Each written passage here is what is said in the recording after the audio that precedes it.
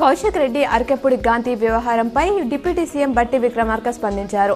బాధ్యత గల ఎమ్మెల్యేలు రోడ్డెక్కి తన్నుకోవడం బాధ కలిగించిందన్నారు. శాంతి భద్రతలకు విఘాతం కలిగిస్తే ప్రభుత్వం చర్యలు తీసుకుంటుందని స్పష్టం చేశారు. బీఆర్ఎస్ ప్రభుత్వం ప్రతిపక్ష హోదా లేకుండా సీఎల్పీ సీటును సైతం లాగేసుకుందని, తాము వార్లా ప్రవర్తించడం లేదని చెప్పారు.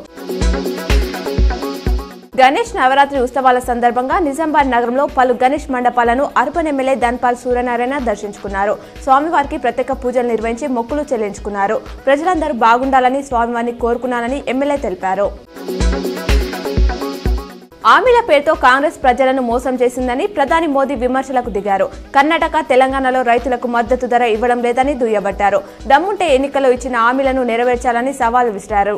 కాంగ్రెస్ కు ఓటు వేసినందుకు కర్ణాటక, టీజీ ప్రజలు బాధపడుతున్నారని పేర్కొన్నారు.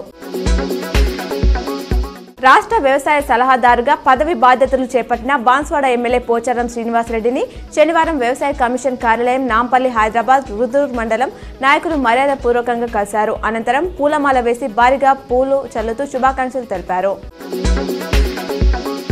ఇటీవల కురిసిన భారీ వర్షాలు, వరదలకు రాష్ట్ర వ్యాప్తంగా 773 చోట్ల చెరువులు, కాల్వలకు గన్లు పడినట్లు నీటిపారుదల శాఖ గుర్తించింది. పాలమూరు రంగారెడ్డి ఎత్తిపోతల పథకంలోని వట్టెం పంప్హౌస్, భక్త రామదాసు ఎత్తిపోతల పథకంలోని పంప్హౌస్ మునిగిపోయాయని తెలిపింది.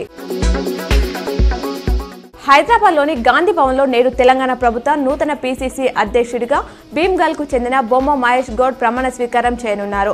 ఓ సామాన్య కార్యకర్తగా కాంగ్రెస్లో చేరి నేడు ఉన్నత పదవి చేపట్టడం చాలా గొప్ప విషయమని పార్టీ సీనియర్ నేతలు పేర్కొన్నారు.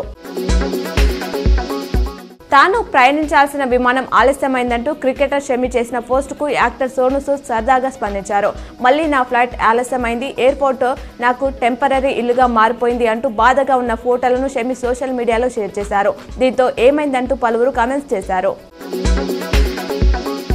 ప్రకృతి విపత్తుల సమయంలో కేంద్రం సాయం కోసం ఎదురు చూడకుండా రాష్ట్ర స్థాయిలో ప్రత్యేక బృందాలు ఏర్పాటుకు యోచిస్తున్నట్లు మంత్రి పొంగులేటి శ్రీనివాసరెడ్డి తెలిపారు. ప్రతి పోలీస్ బెటాలియన్ నుంచి 100 మందికి విపత్తు నిర్వహణలో శిక్షణ ఇస్తామన్నారు. వర్షాలు, వరదలకు పంట నష్టపోయిన వారి ఖాతాలో ఎకరాకు 10,000 చొప్పున త్వరలోనే జమ చేస్తామని చెప్పారు.